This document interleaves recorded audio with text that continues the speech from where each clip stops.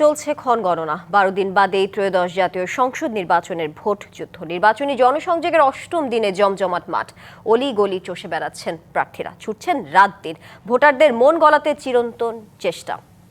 সকালে ডুমুরিয়া উপজেলার সদরে নির্বাচনী পথসভা উঠান বৈঠক করেন জামায়াতে ইসলামীর সেক্রেটারি জেনারেল অধ্যাপক মিয়া গোলাম পরোয়ার।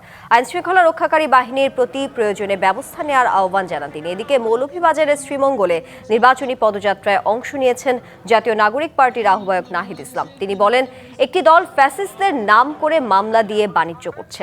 পিরোজপুরের ইন্দুরকানী উপজেলার বালিপাড়া ও চণ্ডীপুর ইউনিয়নের বিভিন্ন স্থানে গণসংযোগ এবং পথসভা করেন জামায়াতের প্রার্থী মাসুদ সাইদি।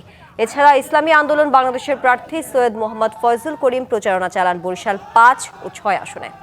এই যে দেববাবু সবাই তারাও এখন বলেন, তারা মনে করে যে ইসলামী বিধান, ইসলামী সরকার যদি দেশে চালু হয়, কোরআনী বিধান, ইসলামী বিধান চালু হলে হিন্দুরাও সবচেয়ে নিরাপদ থাকে। আমরা চাই না বাংলাদেশটা আগের মতো হোক। আপনারা আগে যেই দল এই পথই করে থাকেন না কেন, আপনারা শাপলাকলী নেতৃত্বে, এনসিপি নেতৃত্বে নতুন করে সংগঠিত হন, শাপলাকলীকে জয়যুক্ত করুন। ইনশাআল্লাহ শাপলাকলী সবার সাথে ইনসাফ করবে, সবার সাথে ন্যায় বিচার করবে। বিদেশ থেকে দেশে রেমিটেন্সের টাকা আসে নিরাপদে। তাই আজই আপনার আপনজনকে বলে রাখুন, রেমিটেন্সের টাকা যেন শুধু নগদেই পাঠায়।